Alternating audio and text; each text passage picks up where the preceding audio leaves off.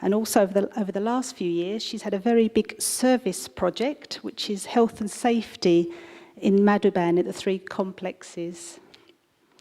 So for me, Gopi is a very articulate speaker, goes to the depth of any topic that she talks about with a lot of interest and inspiration. So tonight the topic is my subtle and secret relationship with the Supreme. She's going to take us into a cocoon of silence so we can experience the warm embrace of God's love. So enjoy.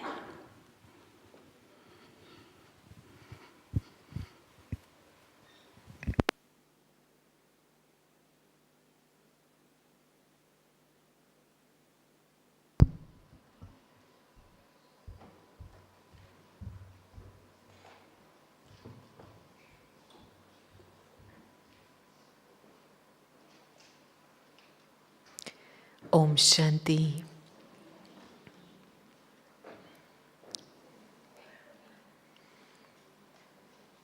Since early morning,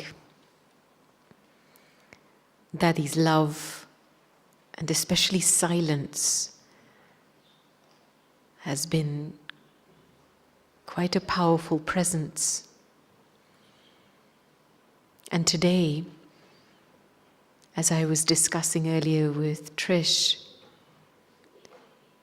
I'd like to explore this topic of, well, I wouldn't say secret relationship with Baba, because with Daddy nothing was ever a secret. You told her something one day and next thing you know, she would publicize it in class the next day. And her relationship with Baba wasn't a secret. She was, what was inside was outside, but it was very, very subtle and very, very powerful. And I guess as I was reflecting on my own experience and my own relationship with Baba, and deeply appreciating the example that this particular Daddy has been in my life, to show me how to relate to God and to make God a constant companion. And so today is Daddy's day, and I wanted to explore this topic through the blessings that Baba has given Daddy. You know, one of the first experiences in a relationship is through drishti. When a child is born, a little baby, all it knows is to look into its mother's eyes. And through drishti, a bond develops. A sense of belonging develops. Drawing love, an exchange of love develops, so much so that in the child's awareness, it knows who its mother and father is. Even before saying the words Mummy and Daddy, through the experience of drishti, the child has in its awareness its parents. And so remembrance is such a subtle thing, because it's not just thinking about Baba. It's deeper than that. It's staying in Baba's drishti and staying in front of Baba in such a way that, as Jayanti-ben was sharing today, somebody asked Daddy, Daddy, how many hours of remembrance do you have a day? And she said, ask me how many hours I don't have. So awareness is something that is always there. It never disappears. And so today, there are so many different facets of this journey in relationship with Baba. And I was sitting down and thinking, penning through all the different stories that Daddy has shared with us, and my own personal experience with Daddy. And so there are a lot of different colors and facets of this diamond-like relationship. So today, I'm going to invite you to just keep an open mind and an open heart and start by receiving blessings, accepting blessings.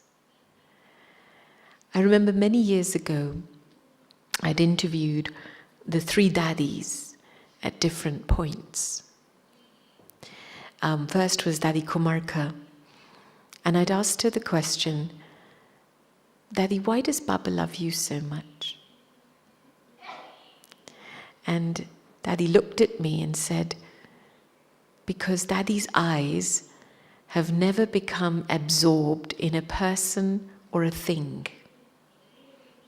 You know how when your eyes and your drishti gets trapped in something?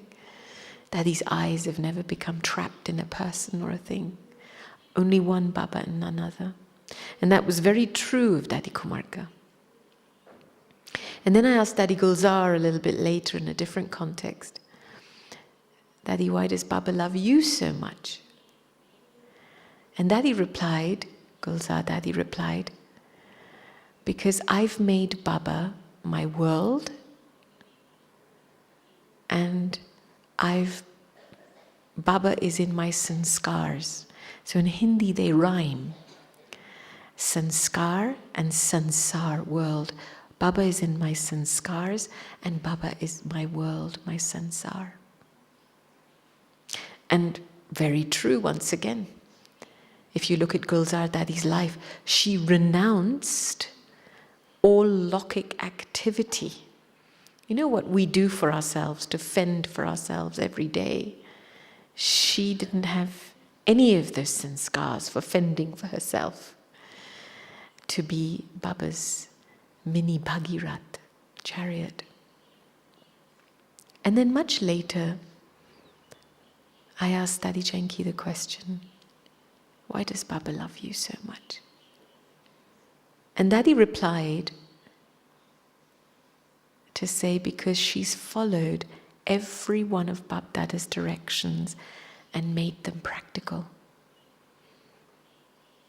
She's been obedient, faithful, loyal, and honest in following Baba's directions. And be they directions for service, for self-effort, for relationships, she hasn't missed out any of these directions. Now, wherever you are, I'd like you to take a moment now and just put yourself in front of Baba.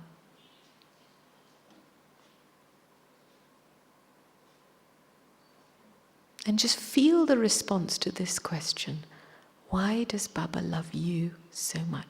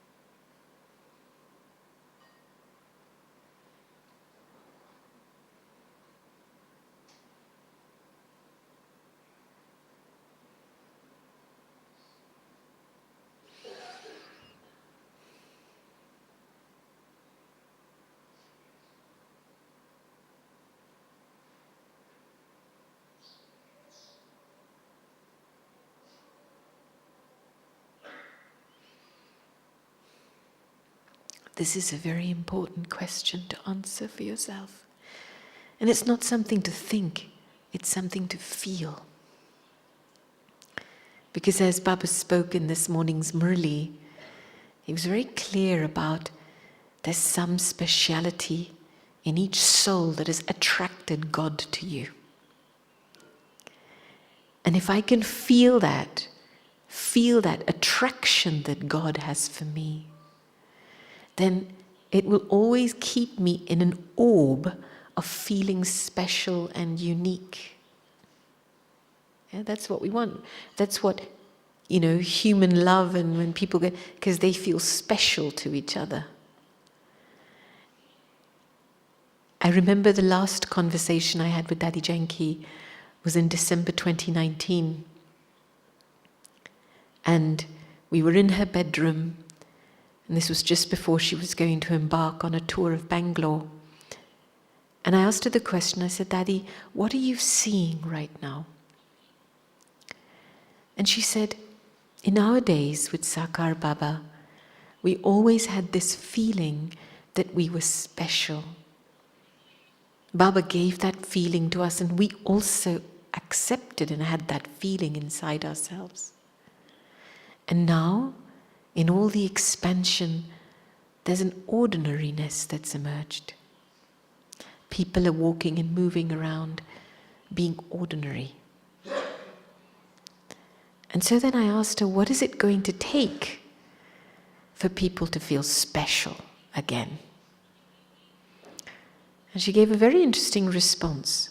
She said, when you feel ordinary, you will waste your time, your thoughts, and your energy in small, small things. When you feel special, you will give value to your thoughts and time and energy. And I feel this is so important for us at this time.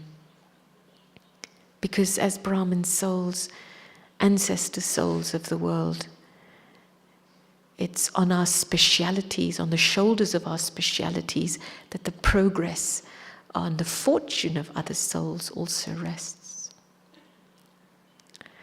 And Daddy's life story, many of you know bits and pieces of it, but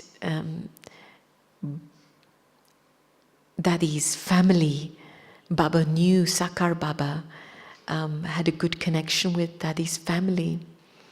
And Daddy often talked about the first time she met Sakar Baba. She was going for a walk with her father and met Sakar Baba on the way. And she had a vision. And she felt this was the one that she was looking for. And since that time, she accepted Sakar Baba as her father. And her journey began, even though she had bondage. She was, I wouldn't say forced, but she had to get married. And it was a bondage that lasted about 1.5 years. And then finally, with the help of her Lokik father, she was able to be free of the bondage and come and be in the yajna from 1937 onwards. When you love someone, and when you, demonstrate the proof of love. And one of the questions I remember Daddy asking very early on is, what type of love do I want? Ask your heart that question. What type of love do I want? Do I want human love that brings me comfort in the here and now? Or do I want a love that is selfless, that is honest, that is altruistic, a love that makes me free?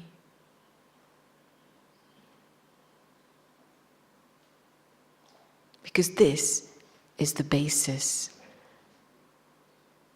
This will be the basis on which you develop a close and subtle connection with Baba.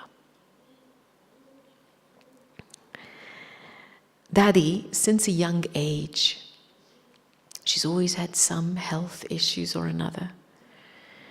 I remember Jayanti Ben saying at least 4 times she's been near death's door. 4 times. And one particular time, it was maybe around, if my memory serves me, June 1968, and she'd come from Pune to Madhuban, and her health wasn't very good, so she couldn't do any karmana seva, physical service. And in those days in Madhuban, there was a lot of physical service to be done. So she complained to Baba and she said, "But Baba, I can't do anything. How will my fortune be created?" And Baba said to her, "Child, your fortune and future is in the hands of the bestower of fortune. God always sees you in a high and elevated stage. And since that time and moment, it doesn't matter what health challenges Daddy had, she was able to accept them with grace because it completely released her. Accepting that blessing from Baba released her into a bed of trust. If my fortune and my future is in the hands of the bestower of fortune, then what am I worrying about? And I suppose, all of us have to face test papers in our lives, different forms of test papers that come to us. And yet the bed of trust, 3 things she would always talk about: Vishwas, trust; honesty, sachai; and courage. 3 things required to sustain a subtle connection with God. And I feel very deeply that because Daddy released herself and lay on that bed of trust, that she could then release ownership of everything. Whether you like it or not, we still walk around owning something. Either our self-image, either our qualifications, our achievements, what we've done in service. There's something we're still owning. And when we lay on that bed of trust, nothing is mine. Nothing. And there's a deep secret of success. Karan Karavan Har Baba's doing everything. And one of the first blessings Baba gave to Daddy, and I remember this particular, it was in aajkimurli, but this was very, very early on, but this aajkimurli Baba spoke much later. Baba talked about 3 categories of children. The first, who become Bap Saman, i.e., the quality of love makes them equal to the Father, makes them masters. To become Bap Saman means to make yourself a full master. The second was those who just come into a relationship with the Father. And the third are those who keep a connection with the Father and do service. And for the daddies, of course, their love for Baba and their efforts meant that the return of love was to become equal. And so this is a blessing that Baba gave to Daddy on the 23rd of March 1970. And I'm going to read the blessing out, and then I'm going to leave a minute of silence after that, because I'd like you to just accept this blessing and feel it in your life and see what response comes up for you. So Baba's speaking to Daddy and saying, up to now, you have become an embodiment of words. In the future, you will become an image that grants visions. your stage at the end will become one in which there is the practical experience of Bap Dada in everyone. The sound that will emerge through everyone's lips is, this is an identical form of Bap Dada. When you become an identical form, others will have visions. And therefore, because people see this final form in everyone, they have mixed everything up and say all are the form of God. They have considered the stage of being equal to the Father as being the form of God. All of these things have happened here. And so in order to become an image that grants visions, you have to become equal to Bap Dada. What should you now check? This stage of equanimity.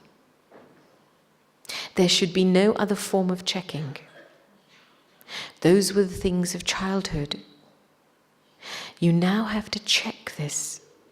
The greater the equanimity, the greater the respect you will receive. You can know your self-respect through your equanimity. You can know your self-respect through your equanimity. So ask to what extent you've become equal and how much equality you have to bring.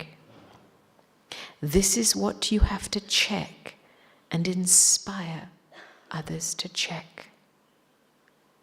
Consider this too. The more equanimity, the more closeness.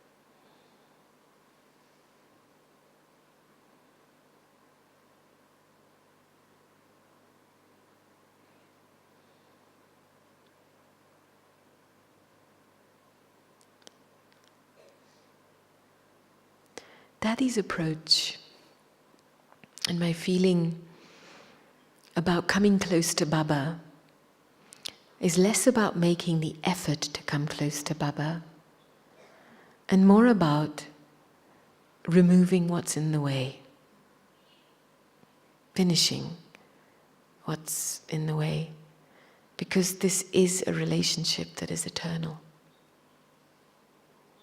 And yet there's something in my awareness and my consciousness that makes it limited. And I remember one time asking Daddy this question: what does it take? What kind of preparation should I make inside so that I can come close to Baba in a real way? And Daddy's response was very beautiful. She said, you have to look after your intellect inside and make it very peaceful and pure. Because only when you make your intellect inside peaceful and pure that you will recognize who Baba is, what he does, and what he is enabling and doing through others. And I realized that a lot of Daddy's journey in her life was sustaining an attentiveness. She always had an attentiveness towards Baba in everything she was doing. Whether she was giving class, talking to us, eating, maybe taking pills, medicine. She always had this attention towards Baba.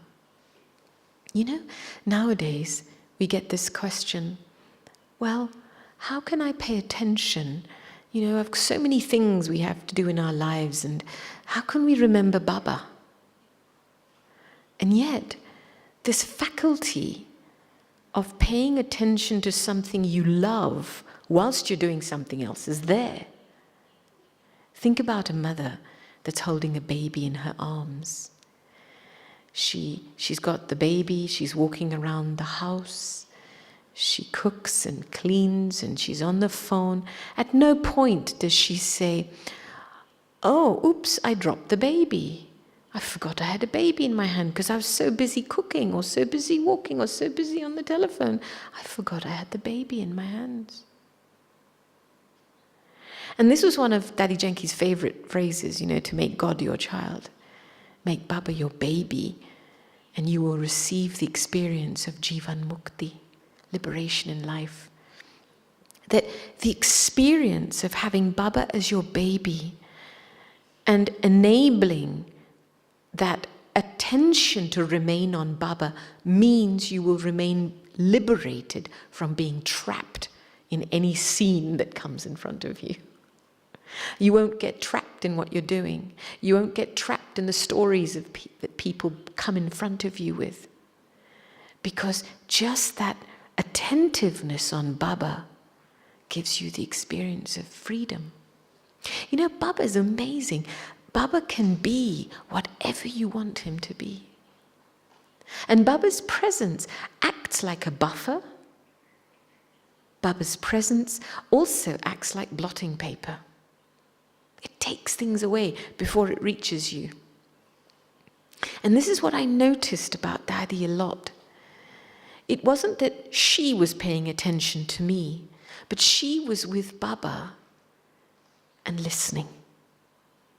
And that's why any soul that came to Baba, that came to Daddy, always felt, even if she gave 1 minute of attention, they felt satisfied. I have so many stories like this. You know, one of the things that often gets mortgaged, when I say mortgaged, it just gets cut, is your attention. Because you have to get something done, you're trying to prove something, you're trying to go somewhere. And I remember one time, we were in Oxford, and there was a retreat session that was about to start. And of course, I had just come before that session, come to Daddy, to ask her a couple of things. And I seen she was busy with someone, but she gave me an indication to just stand outside her room. So I was just peacefully standing there. And then the sister who was conducting the retreat session, she came rushing in a few minutes later. And she came in, and the other person had finished, and she said to Daddy, Daddy, let's go, your session's about to start. And Daddy said, Gopi, come. And in that 1 minute, I concentrated, I asked her what I had to ask her, she listened, she gave me the response. That 1 minute felt like 5 minutes. She didn't let the rushing of the session, the urgency of having to go into the session, overtake the moment, what drama put in front of her in that moment. She was very, very true to the drama. And that was one of the amazing things about Daddy. She'd made drama her best friend. She responded, and in that moment, whatever needed to be done, she gave attention and finished it.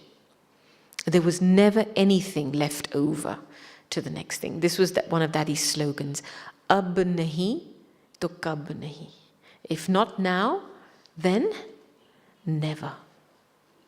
And so there's something that's very interesting about a subtle relationship with Baba is it actually brings about an energy of instantaneousness.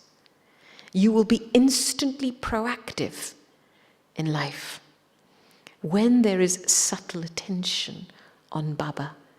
Because there's no I and my, so you're not carrying the load of having to respond, and I'm having to respond, and I have to do this, which leaves you so free to just be available.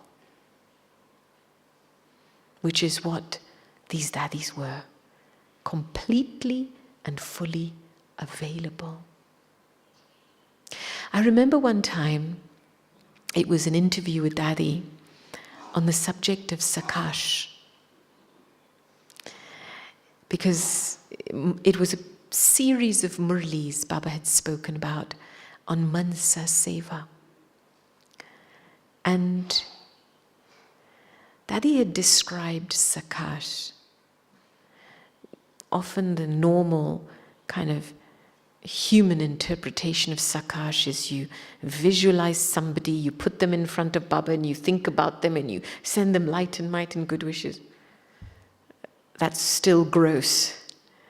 Daddy was saying it's when you come so close to Baba in that feeling, where you deeply generate this feeling, there is nothing and no one else except me and Baba. Nothing and no one else except me and Baba. That feeling and vibration serves as light and might for every soul who needs it. And so when we think about Sakash in those terms, and just stop for a moment now.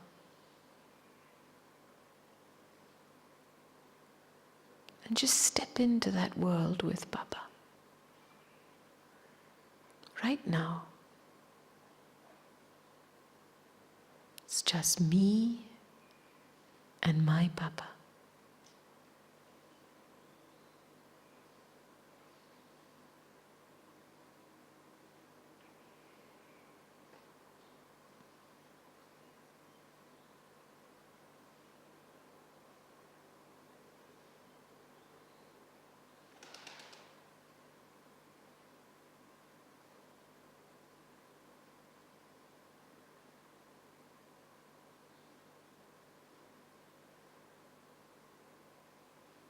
And let the silence of that connection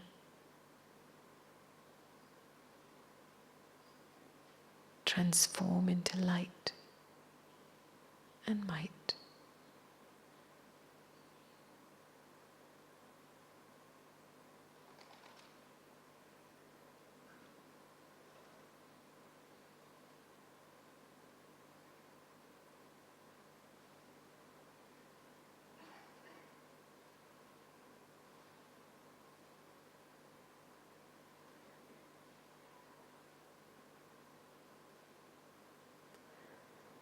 This is the foundation of everything.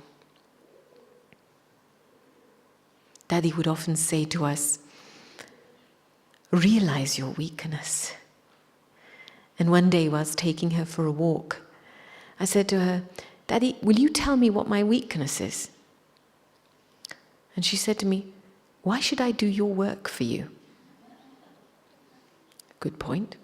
She's not going to dig up my dirt for me. So then we walked a few steps ahead, and I said to her, well, can you tell me how I can discover my weakness? And she said to me, sit quietly with Baba in silence and see what it is that still keeps you distant from Baba. So take a few moments now, and sitting quietly with Baba, and just observe, what is it that still keeps you a little bit distant from Baba?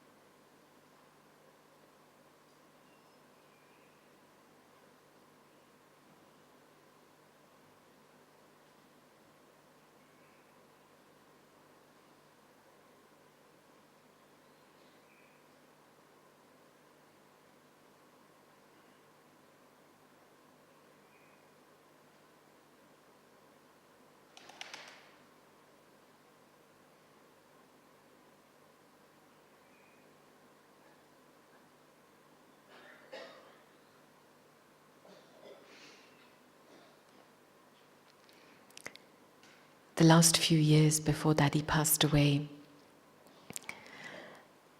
I was witness to a stage of complete surrender.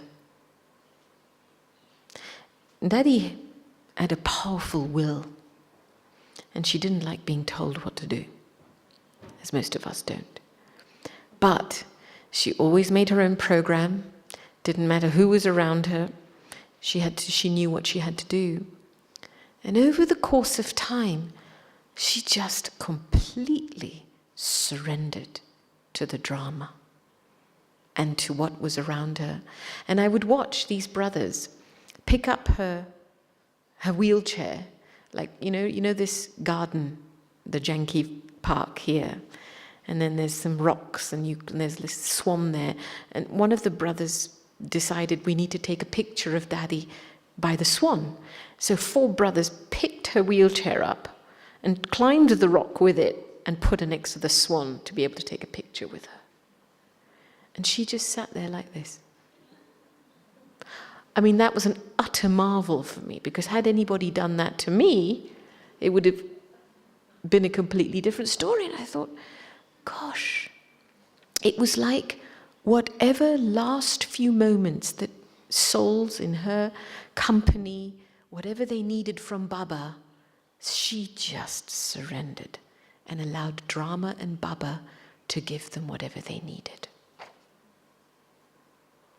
This was her stage towards the end.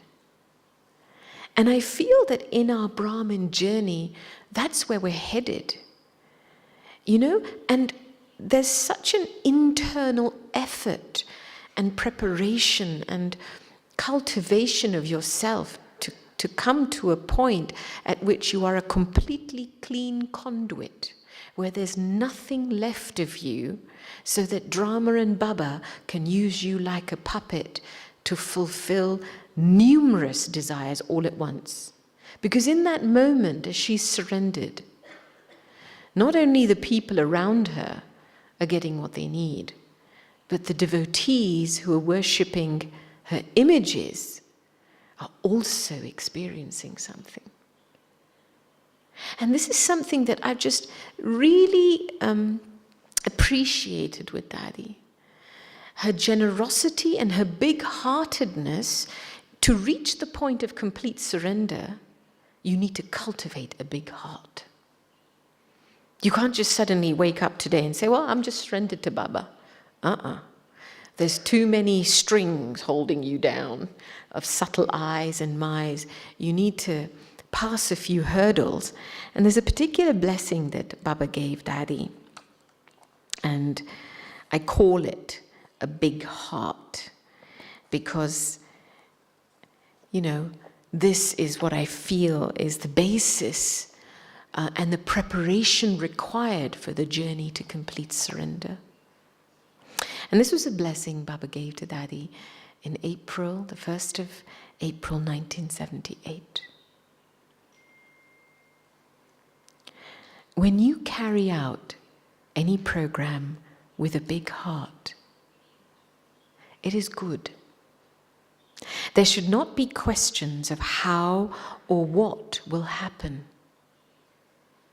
Yeah? It's the first renunciation of questions. It has to happen, and we have to do it. Success is our birthright. So this is a good result. London has a big heart. The big heart of daughter Janak is number 1. Why? She doesn't ask questions such as why or how. Instead, it just happens. Everyone must have seen how easily it happened. Bap Dada heard that there was some expense, but there was a greater saving. There was a saving, it increased even more, it was sufficient. So whose wonder was this? It was the result of a big heart. Whenever there is a program, if first you have a big heart, success will surely follow. Congratulations. Baba says, daughter Janak always maintains zeal and enthusiasm, and it is her nature to have godly intoxication and to increase enthusiasm in everyone else through her own enthusiasm. So just take a moment now and just observe your own levels of enthusiasm. And just be aware of what questions or doubts still compromise your big-heartedness and enthusiasm.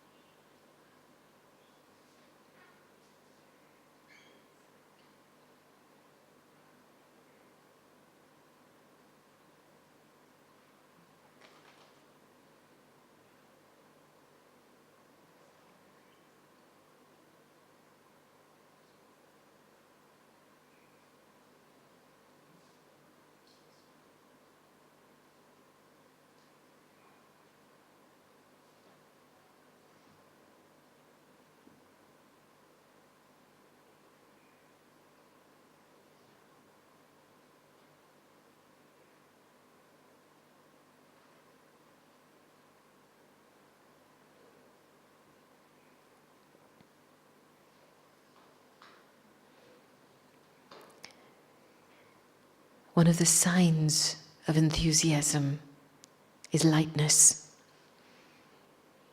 And that's always been my experience. To stay close to God, you have to stay light. And one of the amazing things about the daddies is their subtlety and their closeness to Baba meant they sustained an enthusiasm. Nothing heavy could get in between them and Baba. And as a result of that, they could so quickly catch the needs of others. And I saw, her work was to make people feel light. I remember sitting at the reception at GRC one day, and there was a person who called who was very troubled, had financial difficulties. And there was a seating area in the corner. And Daddy, I transferred the phone to Daddy. And Daddy's talking to him. And Daddy's going, what are you worrying about? Daddy's sitting here for you. And the whole 5-minute conversation, she was just making him completely carefree. And I realized this is what somebody who's close to God does. They help, not only are they relieved of their own burdens, but they help others to become relieved of their burdens, to bring them close to Baba. And one of the personal experiences I had in the early days of setting up Oxford, it was one of the first retreat centres. And it was a lot. You have to do everything. And in those days, retreats would be Friday to Sunday, Tuesday to Thursday, Friday to Sunday, like a constant cycle. And on one particular occasion, remember we finished breakfast around 10:30, and then we had to start for lunch an hour later, and I had such a headache, and all I wanted to do was to go to my room and lie down. But to be able to get to my room, I have to cross Daddy's room. And I thought to myself, oh dear, how am I going to get to my room without Daddy seeing me? And so as I walked through the corridor, her door was open. And I thought, put your head down and walk fast. So I did, and I rushed to the other end of the corridor, to the door, and then I heard, Gopi. I thought, oh, she's seen me. So I went into her room, and she was meeting a Sindhi group. And of course, they were speaking in Hindi, Sindhi, and they didn't need me. And she's like, come here, sit down. And I sat there, and I'm thinking, why she called me? She doesn't really need me.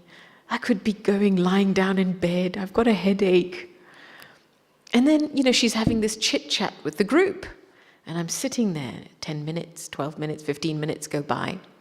And then the group leaves, and in between she says to me, okay, go and get this toli, go and get this blessing. And then the group leaves, and she turns around to me, and she said, where were you going? And I said to her, I was going to my bed, I have a headache. And she said, yes, Daddy caught the vibration that something wasn't right as you walked by.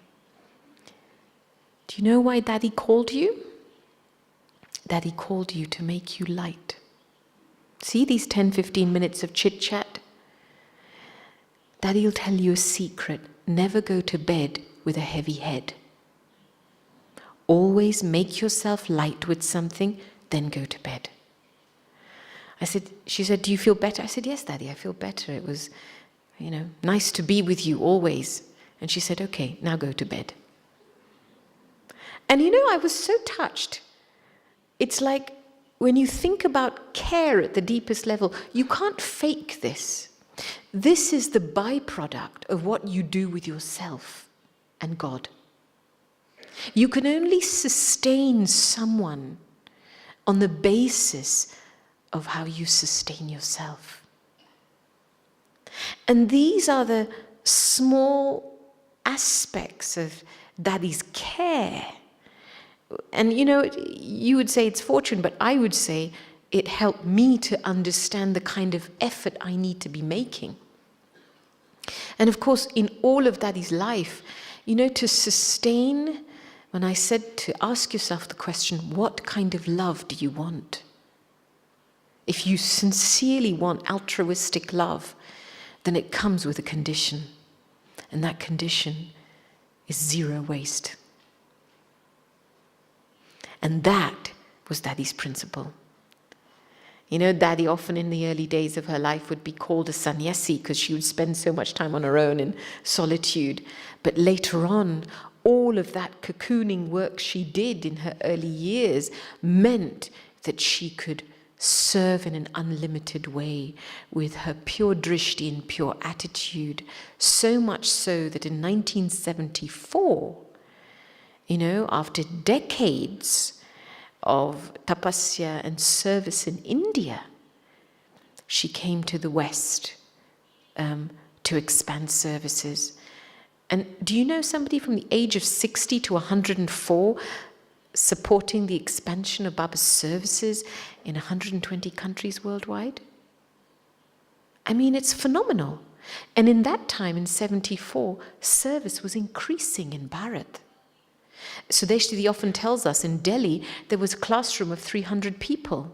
And they left that to come to the UK when there's maybe 8 or 10 people, and that only at the weekend. And never the thought, oh, but we've left such a lot of service to come here, and there's so few people. Never. This is a big heart. No questions that bring you into a limited consciousness of what you see in the present moment. And that's why, on the basis of renouncing those questions and those doubts, Daddy was able to sustain a big heart and allow Baba's vision and Baba's plan to manifest. And it's not that she sat there going, okay, how am I going to plan world service? Right? What's my vision for world service? No. She stayed so close to Baba that the vision and plan for world service manifested through the souls that came in front of her. Imagine Ken and Charlie as hippies, opening the door of Tennyson Road. Here's a white sariwala from India opening the door to a couple of hippies. What would that look like in those days? You might question, think, oh, where have they come from? Oh, they might smell a bit. But what did Daddy see? Daddy saw Baba's child. And the drishti that Daddy kept for them enabled them to become the instruments they are today. This is big-heartedness. She saw Baba's plan through every jewel that came in front of her, and she invested 110% in each jewel. The plan manifested not through the work, but through the jewels that came in front of her. And as each jewel was sustained, a little bit of the puzzle got revealed. Their parts opened up, their fortunes opened up. And that's how things grew. It was an organic growing. It's not like a project management plan. Yeah? It's the ability to keep the intellect plain and recognize the jewel that comes in front of you. You know, most people in life today have trust issues in relationships. Yeah. It's a common question. And I remember many years ago, we were working with a group in a particular country, and they were having issues, and they had to finish a big project. And we brought them to Madhuban, and we had a meeting with Daddy. And one of the brothers in the group said to Daddy, "This person is lying to me. How can I trust him?" And Daddy's response was beautiful. Daddy said, "You can't trust someone's nature and sanskars, but you can trust how Baba wants to use them." And that was just so heart-touching for me, because it completely reframed the network and the fabric of our Brahmin relationships. That Baba has chosen each one of us. Baba is enabling a special part to be played amongst each one of us. Whatever our sanskars and swabhav, nature and sanskars, it's our own personal packaging that's the result of our karma. And each one's packaging is their problem, not mine. So if I make their nature and sanskars the basis on which I destroy trust, what am I doing? I'm getting myself involved in something that is none of my business. Somebody else's nature and sanskars is none of my business. And it was such a beautiful thing that as a Brahmin, as an instrument, that's my primary responsibility.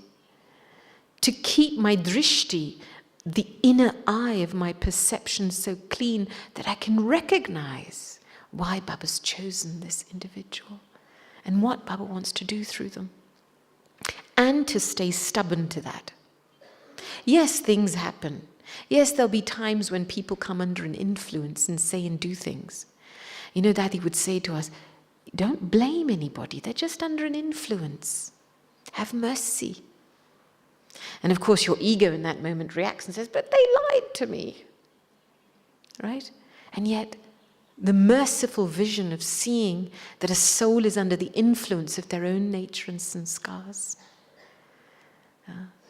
At that moment, the soul needs mercy, not more judgment or criticism. And just as a mother's vision raises a child because a mother can see, no matter what the child is like, the mother can see what's special about that child. In the same way, Baba's vision on us, Daddy's visions on us, have enabled us to grow beyond the bondage of our nature and sanskars and the trappings of our nature and sanskars.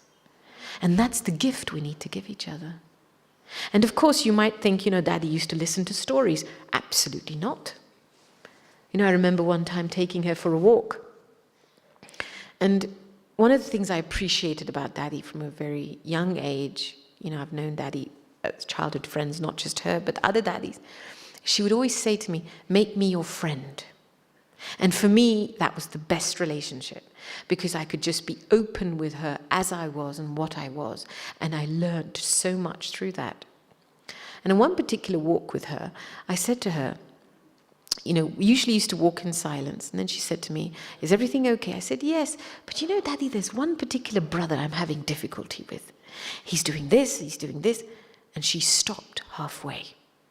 And she looked at me and she gave me such stern drishti. She said, "What do you want? Do you want Daddy to listen and to believe what you're saying? You want Daddy to accept that this person is like that? Is that what you want? If you continue like this, you're going to develop a sanskara of complaining. And what's that going to do to your fortune?" She said, "Daddy's not going to listen to a single word." And that was it. And really, in that moment, that's her mercy for me and her protection to stay stubborn. I am going to hold on to the speciality of that soul. And you know, Daddy would protect our dignity. There was a time when, you know, in reception, you know what it's like when people come, they don't come on time, they come late.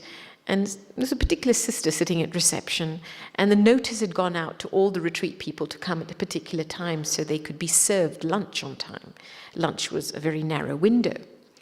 And there was one particular sister that came from London, again, she was a BK guest, she'd come from London, and she came an hour late.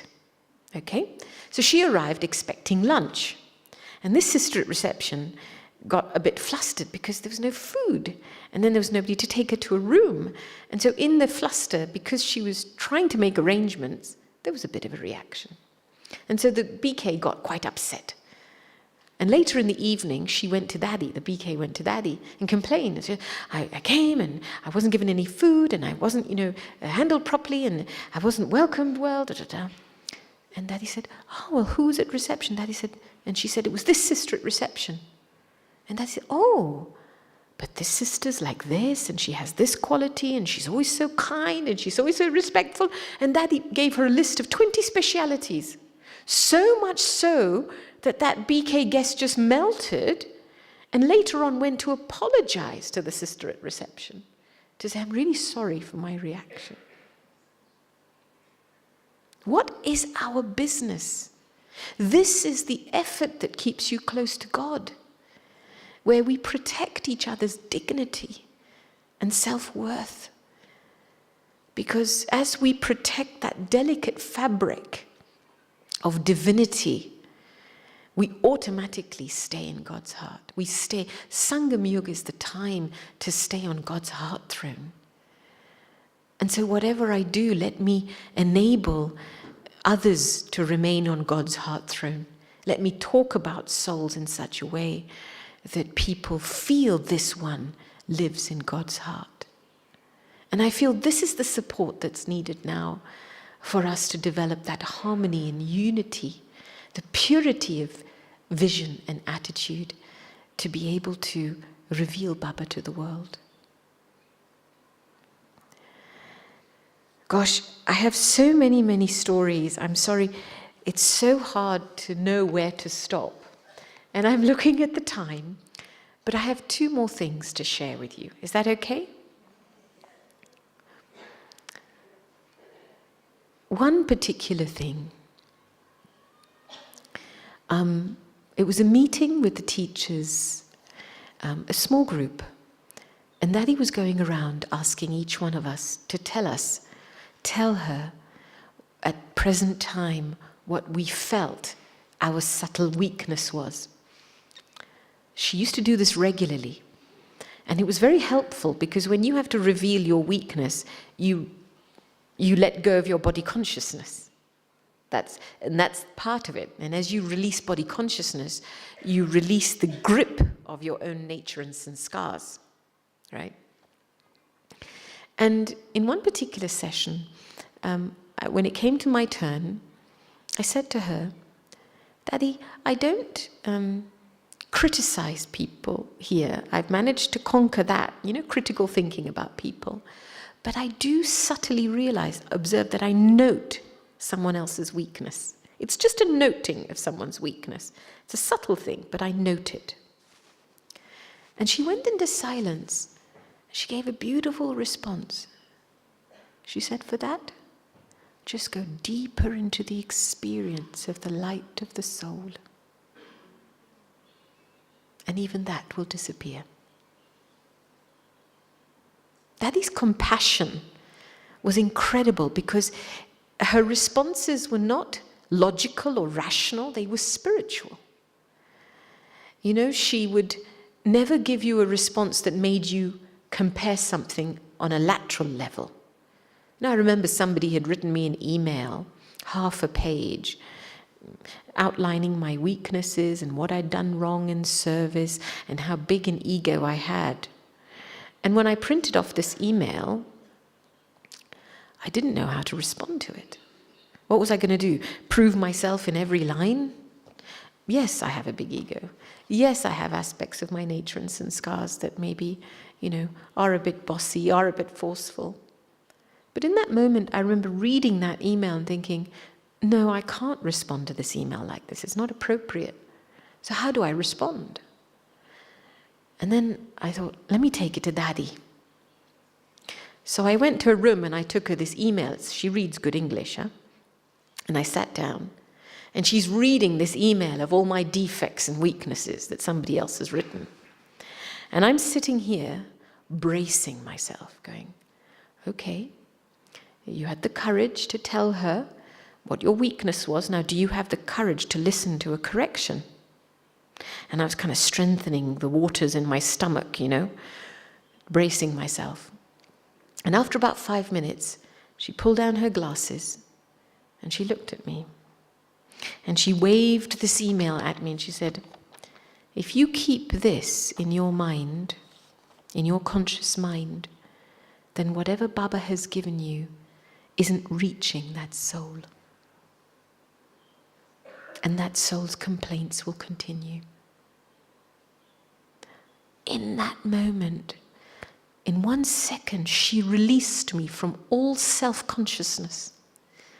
She released me from the consciousness of my own nature and sanskar, and just took me straight to the thing that matters the most in service, the attainments I receive from Baba, and at all costs keeping myself so clean and clear that others receive those attainments.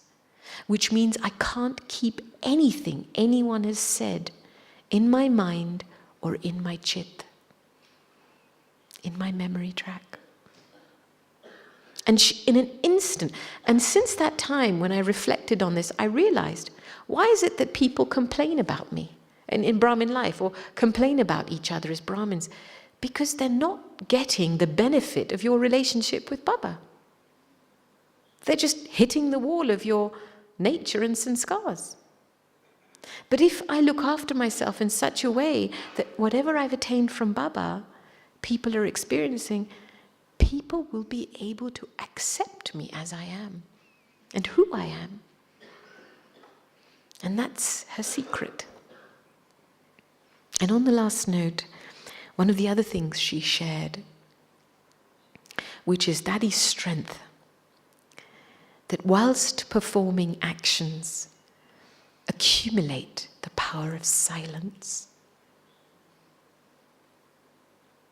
When Global Cooperation House was built in 1991 and 1992, I remember Daddy making a speech, and in that speech she said, "This is the proof of the power of silence." And later on she went to qualify this. What does it mean to accumulate the power of silence? Because this was Daddy's strength and forte. And Daddy had given a beautiful description. She said, it's so important to give yourself time to make your thoughts determined and elevated. Give yourself time to do this. And that's what she did. You would think the periods of time before 91, Daddy would experience frequent bouts of bad health. She would be bedridden. But those were moments where Baba would tell her, your intellect is having rest. Your body is getting rest. But in those rest periods, this is what she would do. She would go beyond the fluctuation of the mind and make her thoughts determined and elevated. Because you have to set a bar for your thinking. If you don't set a bar for your thinking, Maya will come in and play around and entertain you with all kinds of thought patterns. And so there's so important this certain thought patterns. This is not who I am. Set the bar. Give yourself that time and space to set that bar. And as you set that bar, automatically silence is being accumulated because you're not entertaining any waste. And as you continue to perform actions with determined and elevated thoughts, you will continue to accumulate the fruits of contentment and silence. So many, many treasures. Daddy was a giant effort maker. She didn't stop making subtle effort till her last breath.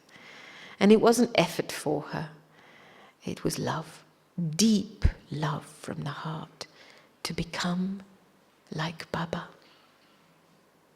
And so today is a powerful invitation, because this daddy doesn't need a body to serve. And I remember Jagdish Bhai saying, if you need us ancestor souls, just remember us. I do that a lot. I'm constantly invoking one daddy or dada at some point, and especially Daddy Janki. Her good wishes had no distance.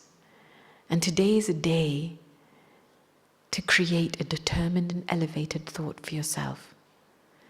And let Baba's power, the power of all of our ancestors, stamp that, so that we can truly give a return of love and become Bab Saman. Om Shanti.